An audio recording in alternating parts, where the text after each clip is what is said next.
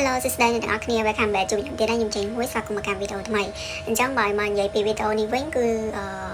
មិនមែនជាប្រធានបទអីដែលប្លែកទេព្រោះថាខ្ញុំធ្វើវីដេអូទៅតាមមួយសតហ្នឹងគឺវាយូរឆ្នាំមកហើយវាចូលវីដេអូមែនតើថ្ងៃនេះគឺខ្ញុំចង់មកបកស្រាយដោយសារតែថ្ងៃនេះគឺខ្ញុំជួបខេសថ្មីមួយនៅ pharmacy ដែលមានបងប្អូនម្នាក់ហ្នឹងគឺគាត់មកទិញថ្នាំសម្រាប់ជំនួយសក់របស់គាត់អញ្ចឹងណាខ្ញុំនិយាយពីករណីរបស់គាត់ប្រាប់ថាគាត់ឈប់សក់ហើយគាត់ចង់ប្រើវីតាមីន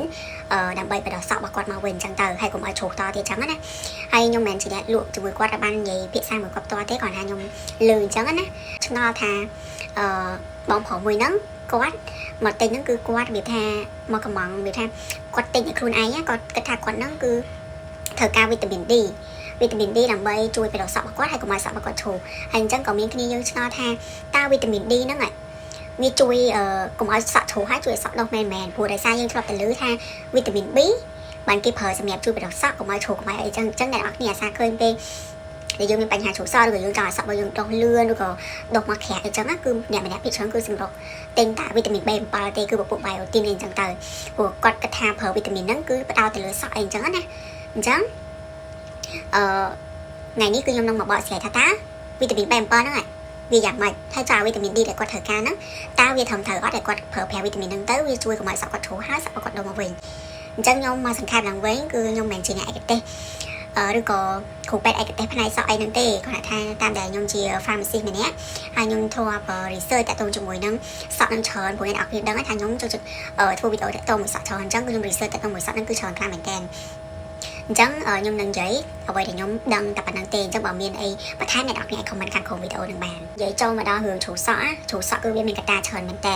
អញ្ចឹងជ្រុះសក់គឺទី1អាចតាក់ទងជាមួយនឹងកត្តាសែនទី2អាចតាក់ទងជាមួយនឹងយើង stress ច្រើនឬក៏ទី3អាចដោយសារតែយើងខ្វះពពួកវីតាមីនអីអញ្ចឹងទៅហើយមកផ្នែកមួយទៀតគឺអាចតាក់ទងដោយសារតែការប្រើប្រាស់ផលិតផលឬក៏ម៉ាស៊ីនកាប់គៀបសក់អីអញ្ចឹងទៅអញ្ចឹងគឺវាមានមូលហេតុច្រើនគឺការព្យាបាលទៅតាមមូលហេតុដែលអ្នកនរគ្នាមានអញ្ចឹងការព្យាបាលទាំងអស់ហ្នឹងគឺវាដូចគ្នាទេមិនមែនថាសក់យើងពុំជ្រុះចឹងលឺតែគេនិយាយថាប្រើនេះទៅសក់ឈប់ឈប់យើងទៅប្រើនឹងតាមគេពេលខ្លះគឺវាអត់ត្រូវទេឥឡូវឧទាហរណ៍ថាចេះបើករណីអ្នកនរគ្នាកំពុងជ្រុះសក់ហើយចោលសក់ទៅមកវិញអញ្ចឹងណាហើយអ្នកនរគ្នាខ្វះវីតាមីនអញ្ចឹងតើអ្នកនរគ្នាខ្វះវីតាមីននេះគេតែបើជាគោលហ្មងគឺតាក់ទងជាមួយនឹងជាតិដែកជាតិសរសៃពួក B7 ហើយនិងវីតាមីន D អញ្ចឹងវីតាមីនទាំងអស់ហ្នឹងហើយដែលពេលដែលយើងខ្វះទៅសក់របស់យើងគឺងាយជ្រុះខ្លាំងមែនតើអញ្ចឹងដើម្បីដឹងថាតើយើងខ្វះវីតាមីនមួយណាអ្នកនរគ្នាត្រូវតែទៅតេស្តឈាមមើលសិនតើយើងពិតជាខ្វះវីតាមីនមួយហ្នឹងមែនដែរអត់អញ្ចឹងបើសិនជាយើងតេស្តឈាមទៅឃើញថាយើងខ្វះវីតាមីនហ្នឹងអញ្ចឹងយើងទិញវីតាមីនហ្នឹងញ៉ាំទៅគឺវានឹងជួយឲ្យសក់របស់យើងឡើងជ្រុះហើយតែបើសិនជាករណីថាចេះយើងតេស្តឈាមទៅយើងអត់មានខ្វះវីតាមីនហ្នឹងទេហើយយើងញ៉ាំទៅបន្ថែមអីអញ្ចឹងណាអញ្ចឹងកាលណាយើងញ៉ាំលើសកម្រិតដូសវីតាមីនហ្នឹងទៅវាអាចបង្កជាបញ្ហាវិញអញ្ចឹងណាអញ្ចឹងអ្នកនរគ្នាមិនមែនចេះថាទិញវីតាមីនយកមកញ៉ាំទេហើយអ្នកនរគ្នាការប្រើវីតាមីនហ្នឹងក៏គេមានកម្រិតគេក្នុងបរិមាណមួយថ្ងៃដែរអញ្ចឹងបើសិនជាយើងប្រើក្នុងកម្រិតលើសពីក្នុងមួយថ្ងៃអាហ្នឹងក៏វាបង្កជាបញ្ហាវិញហើយវាអាចធ្វើសក់អ្នកនរគ្នាហ្នឹងវាកាន់តែជ្រុះខ្លាំងឡើងកាន់តែមិនងាយដុសកាន់តែវាថាសក់យើងនឹងមានបញ្ហាកាន់តែច្រើនជាងហ្នឹងទេចឹងជាពិសេសគឺការលើសពពួកវីតាមីន A ហើយនិងពួកវីតាមីនSelenium ពួក Selenium ហ្នឹងគឺជាសារធាតុរ៉ែមួយដែលរាងកាយរបស់យើងត្រូវការប្រចាំថ្ងៃដែរប៉ុន្តែយើងត្រូវការបរិមាណតិចតួចទេហើយអាហ្នឹងគឺវាមាននៅក្នុងពពួកអាហារដែលយើងបរិភោគប្រចាំថ្ងៃហើយអញ្ចឹងអ្នកនរគ្នាមិនបាច់ត្រូវការវីតាមីនឬក៏អាហារបំប៉ន supplement អីយកមកបំប៉នត្រូវការអាសារធាតុហ្នឹងមកទេព្រោះកាលណាទៅលើសទៅគឺវាបង្កជាបញ្ហាវិញអញ្ចឹងកាលណាដែលយើងខ្វះអាសារធាតុហ្នឹងទៅគឺរាងកាយរបស់យើងអាចផលិតសារធាតុអុកស៊ីតកម្មបានគ្រប់គ្រាន់អញ្ចឹងធ្វើឲ្យសក់របស់យើងវាសោយហើយងាយជ្រុះចឹងទៅតែបើសិនជាករណីលើវិញគឺវាអាចបង្កទៅជា toxic មានន័យថាវាអាចនឹងទៅជាពុលវិញអញ្ចឹងណាអញ្ចឹងបង្កឲ្យសក់របស់យើងហ្នឹងគឺកាន់តែជ្រុះស្ដាងខ្លាំងទៅមួយទៀតតាក់ទងជាមួយនឹង case ដែលខ្ញុំជួបផ្ទាល់ថ្ងៃហ្នឹងគឺតាក់ទងជាមួយនឹងការដែលគាត់មកទិញវីតាមីន D ដើម្បីយកទៅញ៉ាំហើយតាមដែលខ្ញុំដឹងគឺគាត់និយាយថាខ្ញុំដឹងថាប្រហែលជាគាត់សួរ ChatGPT អីក៏មិនដឹងដែរព្រោះតាមមើលទៅគឺគាត់មិនទិញមកញ៉ាំដោយសារតែការខ្វះវីតាមីន D ឬក៏ដោយសារតែគ្រូពេទ្យចេញឲ្យគាត់ទិញអាហ្នឹងទៅញ៉ាំទេអញ្ចឹងវាគួរឲ្យប្រយ័ត្នមែនតើព្រោះវីតាមីន D ដូចអ្នកនរគ្នាដឹងហើយវីតាមីន D គឺលាយនៅក្នុងខ្លាញ់អញ្ចឹងបើសិនជាយើងខ្វះវីតាមីន D មែនគឺយើងញ៉ាំទៅវាបានផលសក់យើងនឹងឡើងជ្រុះហើយតែបើករណីថាបើសិនជាយើងមិនខ្វះវីតាមីន D ហ្នឹងទេអញ្ចឹងពេលដែលយើងញ៉ាំលើសទៅវាបង្កទៅជាហាដល់អ្នកនរគ្នាវិញដូចអ្នកនរគ្នាដឹងថាវីតាមីន D គឺវាអាចនឹងទៅស្តុកទុកនៅក្នុងថ្លើមហើយនឹងខ្លាញ់របស់យើងបង្កអាចទៅជា toxic អញ្ចឹងណាអញ្ចឹងបង្កឲ្យយើងលើសពពួកសារធាតុជាតិកាល់ស្យូមនៅក្នុងឈាមអញ្ចឹងវាអាចនឹងធ្វើឲ្យតម្រងនោមរបស់យើងខូចហើយអាចនឹងធ្វើឲ្យយើងមានអាការៈក្អួតចង្អោរអីអសុខខ្លួនអីចឹងអត់កន្លងអីចឹងទៅដូចអ្នកនរគ្នាដឹងថាវីតាមីន D គឺវាជួយបានច្រើនវាជួយទៅដល់រឹសសក់របស់យើងមិនតែការយើងខ្វះវាទៅជួយរឹសសក់ជួយបង្កើតកោសិកាសក់ ដុសមកថ្មីច្រើនអញ្ចឹងទៅប៉ុន្តែបើករណីដែលយើងប្រើលើសកម្រិតវិញអានឹងវាបង្កទៅជា toxic វិញហើយកម្រិតក្នុងការប្រើប្រាស់ប្រចាំថ្ងៃរបស់វីតាមីន D អាច600ទៅ800 IU ក្នុងមួយថ្ងៃតែបើករណីថាគាត់ខ្វះវីតាមីន D អញ្ចឹងគេអាចប្រើរហូតដល់500,000 IU អញ្ចឹងឬក៏100,000 IU អញ្ចឹងទៅអញ្ចឹងបើសិនជាករណីថាអ្នកទាំងអស់គ្នាជ្រុះសក់ដោយសារតែខ្វះវីតាមីនអញ្ចឹងអ្នកទាំងអស់គ្នាត្រូវតែទៅតេស្តឈាមមើលសិនថាអ្នកទាំងអស់គ្នាពិតជាខ្វះវីតាមីនមិនអត់ហើយខ្វះវីតាមីនអីអ្នកទាំងអស់គ្នាញ៉ាំវីតាមីនហ្នឹងទៅគឺសក់អ្នកទាំងអស់គ្នានឹងឈប់ជ្រុះហើយដុសសក់មកវិញហើយតែមួយទៀតបើករណីថាយើងជ្រុះសក់ដោយសារតែយើង stress អញ្ចឹងអ្នកនរគ្នាគួរតែព្យាយាមកាត់បន្ថយ stress គឺយើងបានគ្រប់គ្រាន់ញ៉ាំគ្រប់គ្រាន់ឬក៏អាចទៅទិញជាប្រភេទពួក supplement ដែលជា multi vitamin ញ៉ាំអាហ្នឹងគឺល្អជាងអ្នកនរគ្នាទិញមួយមុខទៀតទៅហៅដូចថាទិញ3 7យកមកញ៉ាំឬក៏ទិញវីតាមីន D ហើយអីចឹងទៅអញ្ចឹងអ្នកនរគ្នាញ៉ាំ multi ហ្មងទៅគឺវាល្អជាងហើយវាក៏ជួយឲ្យរាងកាយរបស់យើងវា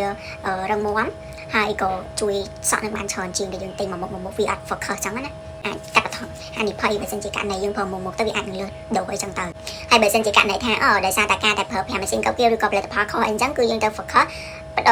ការផ្អាកប្រើប្រាស់ផលិតផលទាំងអស់ហ្នឹងហើយយើងមកញ៉ាំពួក supplement ដូចជាពួក multi ដើម្បីជួយទៅដល់សក់របស់អ្នកនរគ្នាហើយបើសិនជាសួរថាតើវីតាមីនអីដែល focus ទៅជួយទៅសក់អ្នកទាំងអស់គ្នាកុំឲ្យជ្រុះហើយនៅក្នុងវិញគឺគេបែងចែកទៀតបើសិនជាករណីអ្នកនរគ្នាមិនចង់ឲ្យសក់អ្នកនរគ្នាជ្រុះអញ្ចឹងអ្នកនរគ្នាគួរប្រើវីតាមីនអីអញ្ចឹងចំពោះវីតាមីនដែល focus កុំឲ្យសក់អ្នកនរគ្នាជ្រុះតទៅទៀតណាគឺអ្នកនរគ្នាត្រូវផ្ដោតទៅលើវីតាមីនពួកដូចជាដែកពួក iron ណាវីតាមីន B7 ពួកសង្កសីហើយនិងពួកវីតាមីន D អញ្ចឹង4វីតាមីនហ្នឹងហើយដែល focus ទៅលើការជ្រុះសក់អញ្ចឹងអ្នកនរគ្នាញ៉ាំតាវីតាមីន4ប្រភេទហ្នឹងទៅគឺវានឹងជួយកាត់បន្ថយគឺក៏កុំឲ្យសក់អ្នកនរគ្នាជ្រុះតទៅទៀតតែបើសិនជាអ្នកនរគ្នាចង់ focus ទៅលើការដុសសក់វិញគឺយើងប្រើវីតាមីនផ្សេងពីហ្នឹងគឺអត់ដូចគ្នាទេវីតាមីន A វីតាមីន B វីតាមីន C វីតាមីន D វីតាមីន E ហើយនិងពួកប្រូតេអ៊ីនហើយនិងអាស៊ីតអាមីណេអញ្ចឹងចំពោះអត្ថប្រយោជន៍របស់វីតាមីន A គឺវាជួយបង្កើតជាតិប្រេងដើម្បីជួយឲ្យសក់របស់យើងវាមានសំណើមហើយកុំឲ្យសក់ដែលដុសមកថ្មីហ្នឹងគឺវាស្ងួតខៀវចំណែកឯពួកវីតាមីន B វិញដូចជាពួកវីតាមីន B3 B5 B7 ហើយនិង B9 ណាគឺវាជួយផ្ដោតទៅលើការជំរុញសក់ឲ្យដុសវែងលឿនហើយជួយឲ្យដល់រំលាយអាហារហើយនឹងបង្កើតកោសិកាថ្មីមានន័យថាវាជំរុញការបែងចែកកោសិកាសក់របស់យើងនឹងឲ្យវាកាន់តែឆាប់ដុសវែងអញ្ចឹងណាចឹងអ្នកសម្រាប់អ្នកដែលគាត់ចង់បានសក់វែងហ្នឹងគឺគាត់ focus ទៅលើវីតាមីន B ដែលខ្ញុំរៀបរាប់មិញហើយចំពោះវីតាមីន C វិញគឺក្រៅពីការដែលវាមានតួនាទីប្រឆាំងទៅនឹងអុកស៊ីតកម្មវាក៏ជួយបង្កើត collagen ដែរអញ្ចឹងកាលណាដែលវីតាមីន C ហ្នឹងវាទៅជួយបង្កើត collagen បានគ្រប់គ្រាន់នៅស្បែកក្បាលរបស់យើងឬសក់របស់យើងណាអញ្ចឹងសក់របស់យើងគឺវាអត់ងាយពុកផុយស្រួយឬក៏ងាយខូចទេព្រោះដោយសារយើងមាន collagen គ្រប់គ្រាន់អញ្ចឹងសក់របស់យើងវារឹងមាំពេលដែលសក់ដុំមកគឺវាទម្ងន់ហើយគឺអត់ងាយកាច់ឬក៏ងាយឈូសទៅវិញទេទៀតតើតើជាមួយនឹងពួក protein ហើយនិង acid amino ពួកហ្នឹងគឺជាពួក protein ដែលមាននៅក្នុងសាច់មានអីអញ្ចឹងណាអ្នកនរគ្នាញ៉ាំមិននឹងបានគ្រប់គ្រាន់ទៅអាហ្នឹងគឺវាជួយសក់អ្នកនរគ្នាហ្នឹងគឺរឹងមាំហើយវាថាដុសមកគឺអត់ងាយខូចទៅវិញទេតែបើសិនករណីថាយើងខ្វះពួកប្រូតេអ៊ីនហ្នឹងគឺកោសិកាសក់ឬក៏ឫសសក់របស់យើងអត់ងាយក្នុងការបង្កើតទៅផលិតសក់ថ្មីឲ្យដុសមកវិញដុសមកបន្ថែមទៀតទេហើយក្រៅពីពួកវីតាមីនទាំងអស់ហ្នឹងក៏តកតងជាមួយនឹងការព្យាយាមធ្វើសកម្មភាពប្រចាំថ្ងៃដូចជាតកតងជាមួយនឹងការម៉ាស្សាស្បែកក្បាលឲ្យច្រន់ឈាមវាដើរស្រួលទៅវាឲ្យជំរុញការដុសសក់ដែរហើយមួយទៀតតកតងជាមួយនឹងការប្រើស្រោមឬក៏ថ្នាំលាបជំរុញការដុសសក់ដូចជាពពុះមីណុកស៊ីឌីលេអញ្ចឹងទៅហើយមួយទៀតតកតងជាមួយនឹងការបន្ថយការប្រើប្រាស់កម្ដៅយកមកកັບគៀបហើយនឹងការប្រើប្រាស់លាបពណ៌សក់ DPA ហ្នឹងមួយទៀតមានគេឆ្ងល់មួយទៀតតកតងជាមួយនឹងពពុះមីណុកស៊ីឌីដែលគេអ្នកនរគ្នាច្រើនតែឃើញថាគេទិញ spray ពួកមីណុកស៊ីឌីហ្នឹងយកមកបាញ់ដើម្បីជួយបណ្ដុះសក់សម្រាប់អ្នកដែលគាត់ទៅពេកសក់អីអញ្ចឹងទៅជួយដុសសក់លឿនអញ្ចឹងទៅការប៉ັດការប្រើមីណុកស៊ីឌីហ្នឹងគឺវាល្អច្រើនអាចថាប្រយោជន៍របស់វាគឺវាជួយទៅពង្រីកសរសៃឈាមនៅស្បែកក្បាលរបស់យើងហើយវាជួយរឹសសក់របស់យើងដែរវាងុយគេងឲ្យវាងើបឡើងវិញមានន័យថាឲ្យវាឆាប់ដុសមកអញ្ចឹងណាគឺវាជួយឲ្យសរសៃសក់របស់យើងនឹងវាធំនិងមាំជាងមុនអញ្ចឹងដល់ពេលដែលយើងប្រើប្រាស់មីណុកស៊ីឌីហ្នឹងក្នុងរយៈពេលវែងគឺវានឹងជួយសក់អ្នកនរគ្នាគឺដុសមកលឿនមែនតើមីណុកស៊ីឌីនេះក៏វាមានគុណវិបត្តិរបស់វាដែរអញ្ចឹងកាលណាដែលអ្នកគ្នាប្រើមីណុកស៊ីឌីលហ្នឹងក្នុងរយៈពេលខ្លីអ្នកគ្នាឆាប់ឈប់ប្រើទៅវិញគឺវាអាចនឹងធ្វើឲ្យសក់អ្នកគ្នាហ្នឹងគឺវាត្រឡប់ទៅសភាពដើមវិញវាឆាប់នឹងខូចឈប់ទៅវិញអញ្ចឹងណាអញ្ចឹងបើសិនអ្នកគ្នាចង់ប្រើមីណុកស៊ីឌីហ្នឹងគឺប្រើក្នុងរយៈពេលវែងប្រើបើសិនជាអ្នកគ្នាប្រើចង់ឲ្យសក់ដុសវែងឬក៏ឈប់ឈប់គឺអ្នកគ្នាប្រើរហូតដល់សក់អ្នកគ្នាហ្នឹងអ្នកគ្នាគិតថាអូខ្ញុំដុសសក់ប៉ុណ្ណឹងបានហើយវាក្រាស់ហើយវាវែងហើយអញ្ចឹងខ្ញុំទទួលយកបានហើយអញ្ចឹងអ្នកនរគ្នាក៏អត់អាចប្រឈប់ការប្រើប្រាស់មីណុកស៊ីឌីនឹងភ្លាមតាមដែលចិត្តយើងចង់បានដែរចំពោះ spray មីណុកស៊ីឌីនេះគឺអ្នកនរគ្នាប្រើតតែទៀងទាត់មួយថ្ងៃ2ដងអីចឹងគឺត្រូវតែប្រើទៀងទាត់ឲ្យបានមួយថ្ងៃ2ដងជាប្រចាំអាហ្នឹងបានសក់អ្នកនរគ្នាហ្នឹងគឺវាឃើញផលទៅតាមហ្នឹងតែដល់ពេលដែលយើងឈប់ប្រើពេលដែលយើងគិតថាយើងពេញចិត្តនៅសមិទ្ធផលមួយហ្នឹងហើយយើងចង់ឈប់ប្រើគឺយើងអាចឈប់ភ្លាមបានទេគឺយើងត្រូវតែឧទាហរណ៍ថាបើយើងធ្លាប់បាញ់2ដងក្នុងមួយថ្ងៃយើងត្រូវកាត់បន្ថយមកម្ដងក្នុងមួយថ្ងៃបន្ទាប់មកពី2ថ្ងៃបាញ់ម្ដងអីចឹងទៅ ព្រោះជាធម្មតាបើពួក minoxidil ហ្នឹងវាទៅបើកពង្រីកសរសៃឈាមរបស់យើងឲ្យបើកអញ្ចឹងកាលណាយើងឈប់ប្រើទៅអាសរសៃឈាមហ្នឹងគឺវានឹងឡើងបើកហើយអញ្ចឹងវាងាយនឹងធ្វើឲ្យសក់របស់យើងហ្នឹងវាងាប់ទៅវិញអញ្ចឹងណាហើយការប្រើប្រាស់ minoxidil នេះគឺយើងត្រូវប្រើក្នុងរយៈពេលយូរមែនតើដើម្បីឲ្យសក់របស់យើងហ្នឹងវាឃើញប្រសិទ្ធភាពឃើញសមិទ្ធផលឲ្យអស់ហើយបើយើងចង់ឈប់គឺយើងត្រូវឈប់ម្ដងតិចអាហ្នឹងដើម្បីកុំឲ្យសក់របស់យើងហ្នឹងវាងាយងាប់ទៅវិញអញ្ចឹងណាហើយនៅពេលដែលយើងកាត់បន្ថយការប្រើប្រាស់ម្ដងតិចហ្នឹងហើយយើងត្រូវញ៉ាំពួក supplement ដែលសម្បូរតែពួកវីតាមីន D ពួកជាតិដែកហើយនឹងពួកវីតាមីន B អីចឹងដើម្បីជំនួយសក់របស់យើងចឹងសរុបមកវិញបើសិនជាអ្នកគ្នាមានបញ្ហាជ្រុះសក់ដោយសារតែការខ្វះវីតាមីនឬក៏ stress អីចឹងណាអញ្ចឹងអ្នកគ្នាអាចទៅតេស្តឈាមមើលតើយើងខ្វះវីតាមីនអីយើងញ៉ាំវីតាមីនហ្នឹងទៅហើយកាត់បន្ថយ stress ហ្នឹងជាយើងញ៉ាំមកគ្រប់គ្រាន់គឺយើងនឹងលែងឈូសក់ហើយនឹងសក់របស់យើងដល់មកវិញហើយតែបើកាត់ន័យថាដោយសារតែកត្តាសែនដែលអ្នកគ្នាអាចជ្រើសរើស minoxidil នឹងបានគឺប្រើក្នុងរយៈពេលវែងហើយវានឹងទទួលបានប្រសិទ្ធភាពល្អប៉ុន្តែក៏ត្រូវប្រយ័ត្ននៅគុណសម្បត្តិនិងគុណវិបត្តិដែលខ្ញុំបានរៀបរាប់មិញចឹងបើសរុបតាក់ទងជាមួយនឹងបងប្រុសមួយហ្នឹងគឺខ្ញុំគិតថាគាត់ទិញវីតាមីន D ហ្នឹងវាត្រូវហើយប៉ុន្តែបើសិនជាយើងផ្ដោតទៅលើវីតាមីន D សុទ្ធអញ្ចឹងណាគឺវាអត់ធំត្រូវទេគឺយើងត្រូវការប្រើពួក Mati ទៅវាល្អជាជាងយើងប្រើសុទ្ធឬក៏យើងអាច focus ទៅលើ4វីតាមីនដែលខ្ញុំនិយាយប្រាប់ចឹងបើសិនជាគាត់ថាគាត់ឈូសក់អញ្ចឹងណាចឹងគាត់ផ្ដោតទៅលើវីតាមីនដូចជាពួកជាតិដែកពួកសង្កសីពួកវីតាមីន B7 ពួកវីតាមីន D អីចឹងទៅអាហ្នឹងគឺ focus ទៅលើជួយកុំឲ្យសក់របស់គាត់ឈូសតទៅទៀតតែបើសិនជាផ្ដោតទៅលើការបដោះសក់វិញអានឹងប្រើពួក Mati ទៅគឺវាល្អជាងអញ្ចឹងគឺមានតែប៉ុណ្្នឹងទេចឹងបងប្អូនគ្នាមានអីបន្ថែមអាច comment ខាងក្រោមវីដេអូនឹងបានហើយមួយទៀតណាបើសិនជាអ្នកគ្នាចង់បាន supplement តាក់ទងជាមួយនឹងការជួយទៅដល់សក់របស់អ្នកគ្នាគឺអ្នកគ្នាអាចតាក់ទងមកខ្ញុំបានគឺខ្ញុំមានលក់ supplement ច្រើនមែនតើ